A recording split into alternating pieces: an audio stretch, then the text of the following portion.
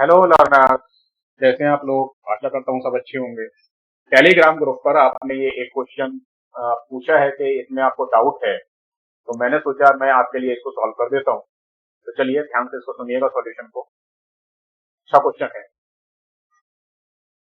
In T-year, the simple interest earned on a certain amount at the rate of 10% per annum is 5/8 of the principal amount.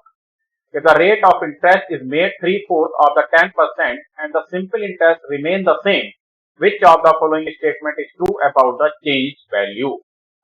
3 वर्षों में 10% प्रति वर्ष की दर से एक निश्चित राशि पर अर्जित साधारण ब्याज मूल राशि का 5/8 भाग है।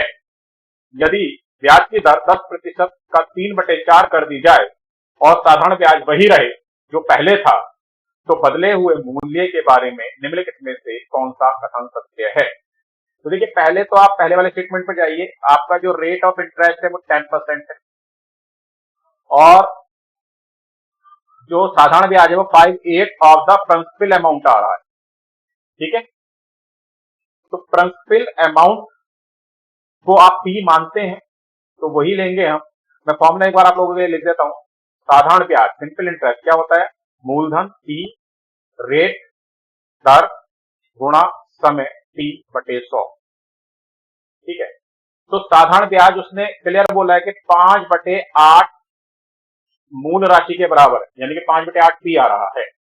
तो 5/8 पी ही रहता है बाद में भी, ऐसा उसने बोला जब उसने जो दर है उसको 3/4 भाग कर दिया। तो अब आपसे समय के बारे में वो पूछ रहा है, तो पहले तो प्रिंसिपल को आप पी लिखेंगे। प्रिंसिपल तो नहीं बदलेगा, प्रिंसिपल तो उसी प्रिंसिपल की बात हो रही है।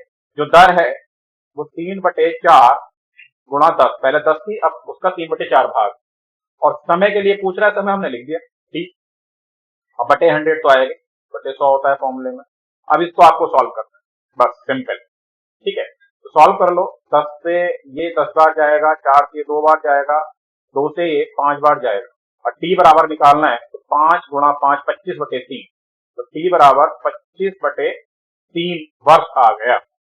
यानी कि अगर इसको और सिंप्लीफाई फॉर्म में करोगे तो 3 8 24, 8 होल 1/3, 8 सही 1/3 वर्ष समय हो गया। अब यहाँ इट इंक्रीज टू लिखा हुआ है। इट इंक्रीज टू मतलब इसलिए लिखा हुआ है क्योंकि पहले जो दर थी वो 3/4 भाग रह गए, है ना। और आपका जो प्रिंसिपल अमाउंट है वो तो सेम रहेगा और सिंपल इंटरेस्ट साधारण ब्याज भी सेम रहा है। इसका मतलब समय बढ़ा होगा, तभी ऐसा होगा।